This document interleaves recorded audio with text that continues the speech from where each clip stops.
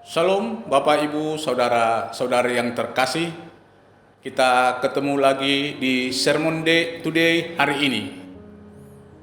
Adapun yang menjadi tema dalam perenungan kita hari ini tentang menguji Tuhan. Saya ambil ayat dari Maleakhi 3 ayat yang ke-10. Bapak, Ibu, dan saudara-saudari yang terkasih dalam Yesus, kata menguji bukanlah sesuatu yang asing bagi kita. Para guru menguji murid, para dosen menguji siswa, orang tua juga menguji anak-anak dalam hal kejujuran dan kesetiaan, walaupun tidak secara formal. Dalam kehidupan kita sehari-hari orang percaya, pernahkah terlintas di pikiran kita bagaimana kita bisa menguji Tuhan?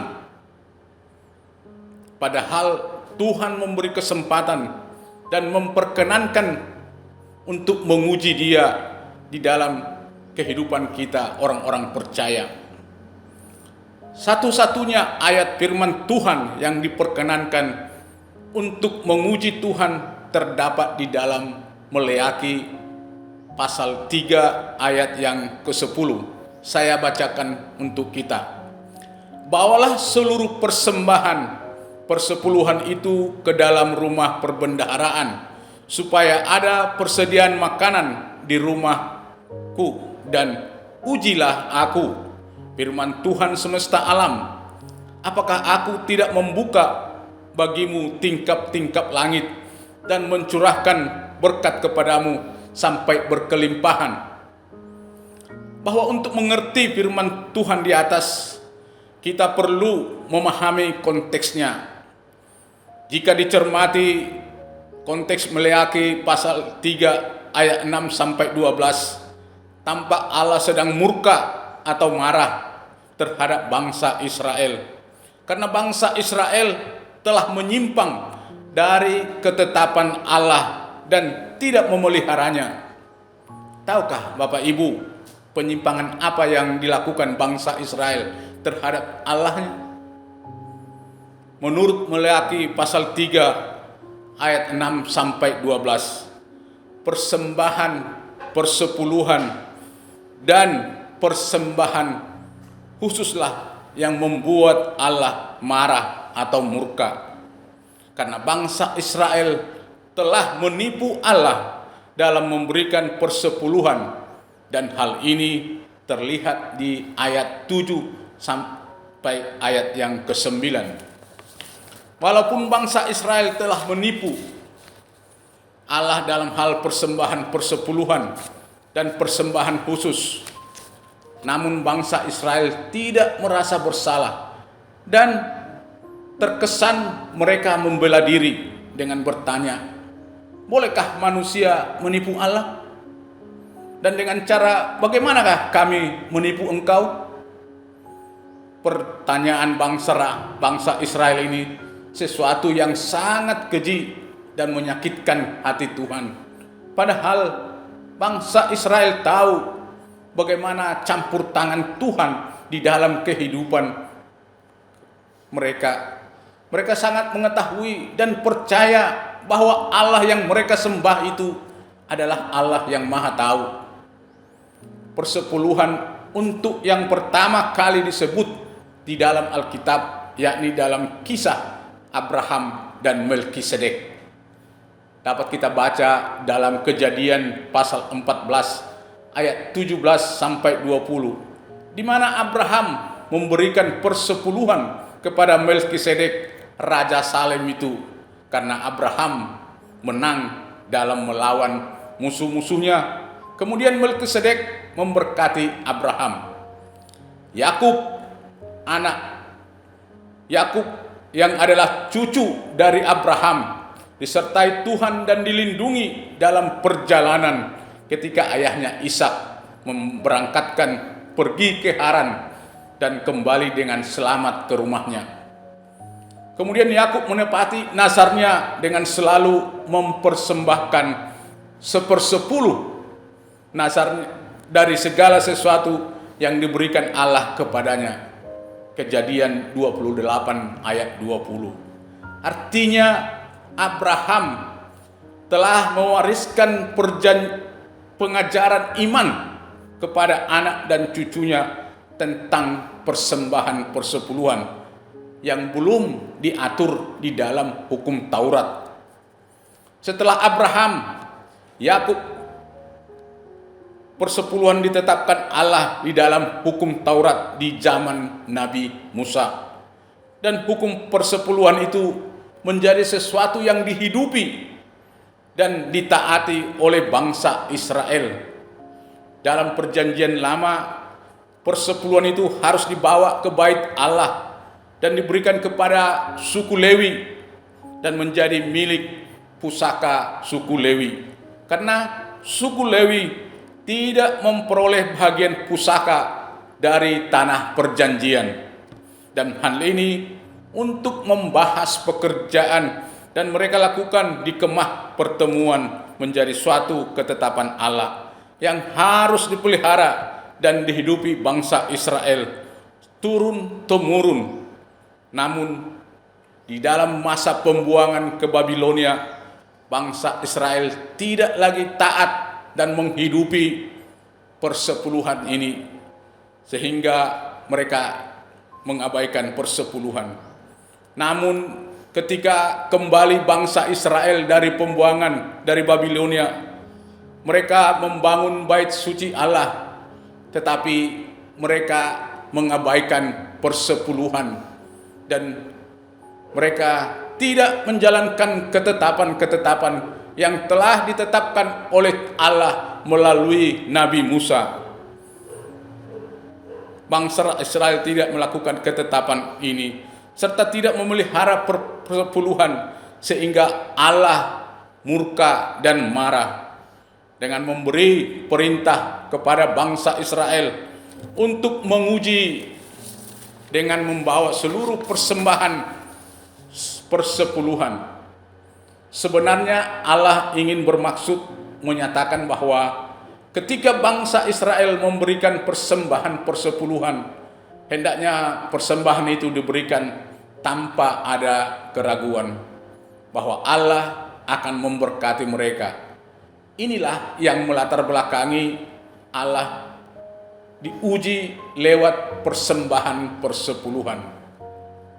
Bapak Ibu, saudara-saudari yang terkasih, berbicara persepuluhan, banyak orang-orang percaya enggan, tidak melakukannya dengan berbagai macam alasan yang pada umumnya kita bisa tahu persepuluhan hanya berlaku pada zaman perjanjian lama atau pada zaman hukum Taurat.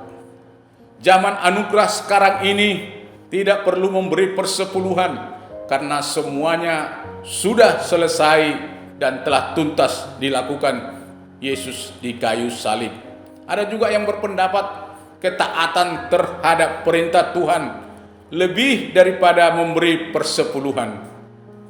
Bapak, Ibu, saudara-saudari yang terkasih dalam Yesus, di kalangan gereja juga terdapat dua kelompok, yakni kelompok yang pro dan kelompok yang kontra. Kelompok yang pro mengajarkan persepuluhan kepada jemaatnya, sedangkan kelompok gereja yang kontra tidak mengajarkan persepuluhan itu kepada jemaatnya. Bapak, Ibu, saudara yang terkasih, Anda boleh koreksi diri kita sendiri. Kalau ada kehidupan saudara-saudara, berkat-berkat yang selalu terhalang Anda peroleh, Anda harus memeriksa diri. Jangan-jangan persepuluhan Anda belum saudara bawa ke rumah Tuhan. Karena firman Allah jelas mengatakan, orang yang membawa persembahan persepuluhan akan dicurahkan kepadanya berkat sampai berkelimpahan. Ini bukan sesuatu yang main-main. Ini adalah firman Tuhan dan janji Allah bagi mereka yang memenuhi persembahan. Sekarang bagaimana sikap saudara dan saya? untuk menyikapi pandangan gereja yang pro dan kontra tentang persepuluhan, saya berpendapat, ini pendapat pribadi, kalau gereja di mana tempatmu beribadah dan imanmu bertumbuh serta mengajarkan persembahan persepuluhan, saudara harus mengikuti sebagai jemaat. Ajaran gereja tersebut, saudara akan mengalami damai sejahtera. Gereja di tempat ini, GBI Woodward Palu, mengajarkan persepuluhan, dan saudara sebagai anggota jemaat, saya sarankan saudara wajib untuk taat pada Alkitab, melakukan apa yang diajarkan oleh gereja di tempat ini. Bangsa Israel sebagai bangsa pilihan Tuhan sesungguhnya sangat banyak mengalami penyertaan dan pemeliharaan Allah yang sangat luar biasa.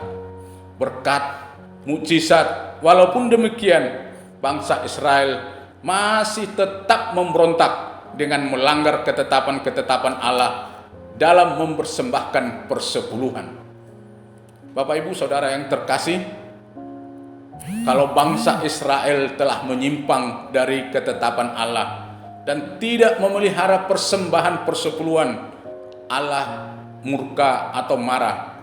Apakah Allah juga tidak murka terhadap kita, Israel rohani ini, jika menyimpang dari ketetapan-ketetapan Allah? Bapak Ibu yang belum percaya dan belum menghidupi persepuluhan, ujilah Tuhan, ujilah Dia dengan membawa persepuluhan, dan saudara boleh lihat apakah Allah akan membukakan bagimu tingkap-tingkap langit dan mencurahkan berkat kepada saudara sampai berkelimpahan. Dan ini bukan sesuatu yang main-main, tetapi ini sesuatu yang serius, karena ini adalah janji Allah terhadap kita yang menghidupi dan membawa persepuluhan. Bapak Ibu yang terkasih dalam Yesus, jikalau engkau memberi persembahan persepuluhan, bukan orang lain yang menerima berkatnya, tetapi saudara. Allah tidak pernah salah dalam menepati janjinya. Sebagai penutup, saya akan memberi kesaksian. Dulu sebelum saya berjemaat di GBI Woodward, saya tidak mengerti apa itu persepuluhan. Dan ketika sudah menjadi jemaat di GBI Woodward Palu, pada awalnya saya sangat berat hati untuk memberi persepuluhan, bahkan berpikir bahwa persepuluhan itu adalah akal-akalan para pendeta. Tetapi dengan waktu dan bertumbuhnya iman, saya semakin mengerti dan saya pun merasakan berkat dengan membawa persepuluhan itu. Dasar membawa persepuluhan bagi saya adalah sebenarnya dasar kasih karunia, karena ketika kita membawa persepuluhan itu, kita imani karena sungguh Tuhan mengasihi kita. Tuhan kita Yesus Kristus telah mati untuk kita. Itulah yang menjadi dasar dari persembahan persepuluhan, sehingga kita membawa persepuluhan itu ke rumah Tuhan. Saudara-saudari yang terkasih, sekali lagi saya sampaikan, saudara yang memberi persepuluhan, saudara yang akan diberkati. Allah tidak pernah keliru dalam memberkati. Tuhan Yesus memberkati. Bapa di surga, kami bersyukur kepadamu Tuhan atas anugerah-Mu di pertemuan ini. Kami boleh menyampaikan firman-Mu. Biarlah firman-Mu itu Tuhan menjadi rema di dalam kehidupan kami.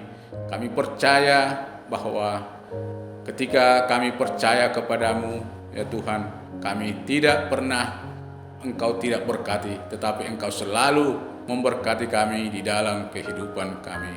Terima kasih Bapa di surga. Ini ucapan syukur kami, dalam nama Yesus kami berdoa.